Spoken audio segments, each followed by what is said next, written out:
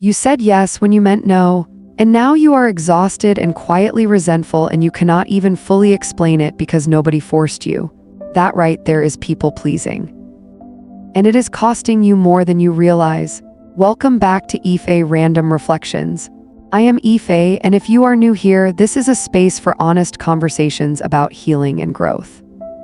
We are in week 2 of Teach Me How, and today I need to say something about people pleasing that most people are not saying. People pleasing is not kindness. Kindness is something you give freely. People pleasing is something you give out of fear, and the difference between those two things is everything. Kindness leaves you full.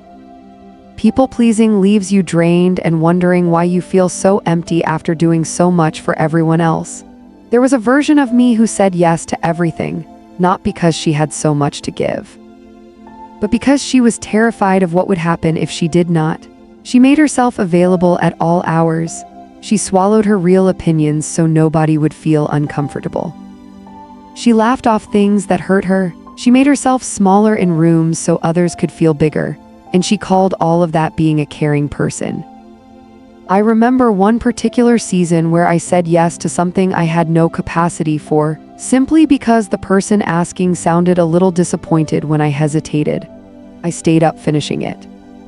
I was tired the next day, and when it was done, nobody even remembered to say thank you, because to them, it was never a big ask. That was the moment something in me started to shift, because I realized the exhaustion was mine to carry and nobody else even knew it existed. But what I was actually doing was disappearing, slowly, politely, with a smile on her face. People-pleasing almost always starts early. Maybe you grew up in a home where expressing your real feelings made things worse, so you learned to keep the peace instead. Maybe you discovered in friendships that the agreeable version of you kept people close and the version with opinions made people pull away. So you chose the version that kept people. Not because you did not have a mind of your own, but because you learned very early that your mind was not always welcome in the room. And the painful part is that it worked. People called you so easy to be around, so selfless, so understanding. And those words felt like love. What nobody told you was that you were simultaneously teaching people how to treat you. Teaching them that your time was always available, that your needs could come last, that your feelings could be overridden. Even good people will treat you according to what you teach them. And you had been teaching the wrong lesson for a very long time. The costs of this are real, and I want to name them honestly. The first is your relationships. You might be surrounded by people who like you, but they do not really know you. They know the performance. The version of you that never inconveniences anyone, never disagrees, never shows an edge. And you cannot have real intimacy with someone who only knows your performance. Real connection requires letting people see who you actually are. People-pleasing makes that almost impossible because you never let anyone close enough to the real thing. Some of you are lonely in rooms full of people who supposedly love you, and it is because they love a version of you that is not fully real. The second cost is your sense of self. When you have spent years shaping yourself around other people's needs, you can genuinely lose track of what you think, what you want, what you feel. I have seen people freeze when asked something as simple as "What do you want for dinner?" because the muscle for knowing their own preferences has gone weak from never being used. That is a person who has quietly disappeared from their own life and does not even fully know it. If you struggle to answer simple questions about your own preferences, that is not a small thing. That is years of practice putting yourself last, finally showing up on the surface. The third cost is the resentment. This is the one people do not want to admit because it does not fit the image.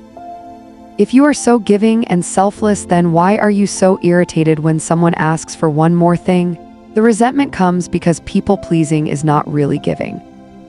It is giving with an invisible expectation attached. An expectation of being seen, appreciated, reciprocated. When that does not come, and it often does not, the resentment builds quietly. And you cannot even voice it cleanly because you said yes. Nobody asked you to do any of it, so it festers inside the very relationships you worked so hard to keep. There is also a spiritual cost I do not want to skip over.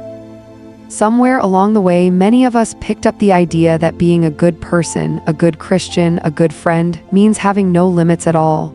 But even in Scripture, we see boundaries. We see rest. We see people withdrawing to be alone and saying no to demands on their time. Sacrifice that comes from love looks completely different from sacrifice that comes from fear of being disliked. One builds you, the other slowly empties you out. God did not design you to be endlessly available to everyone at the cost of yourself. What does stopping actually look like then? It is not about becoming someone who says no to everything or stops caring about people. It starts with one single pause. One moment before you respond where you ask yourself, do I actually want to do this, or am I just afraid of what happens if I say no? Most people pleasers never get to that question. The yes comes out before they have even registered what they feel. So the first practice is simply to slow down. Give yourself a breath before you answer. You do not need a script. You do not need the perfect words. You just need to stop agreeing before you have even checked in with yourself. A simple thing that helped me was learning to say, let me think about it and get back to you. That single sentence bought me enough space to actually notice what I felt instead of reacting from old habit. Try it this week. You will be surprised how much it changes. The second thing is to sit with the discomfort of disappointing someone without immediately fixing it.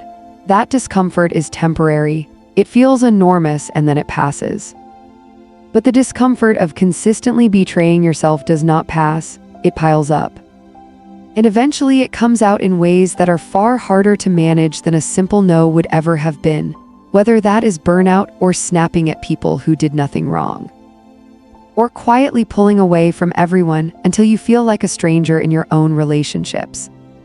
The third thing is to start treating your own needs as information that deserves to be heard, not above everyone else, just equally, just as worth considering. You are allowed to factor yourself into your own decisions. You are allowed to matter in the equation of your own life. I want to say this and I mean it. You are not too much when you say no. You are not unkind when you have a limit. The people who are meant to be in your life will stay even when you disappoint them occasionally. The relationships that are real will survive the honest version of you. And the ones that only worked because you kept yourself invisible, those are the ones worth sitting with more carefully. You are allowed to take up space. Carry that with you this week. Notice every time the automatic yes tries to come out of you and just pause before you let it. If this video spoke to something in you, like it, subscribe, turn on the bell, and share it with someone who needs to hear this. Drop a comment and tell me one situation where you said yes and meant no. I read every single one. I love you. See you next week.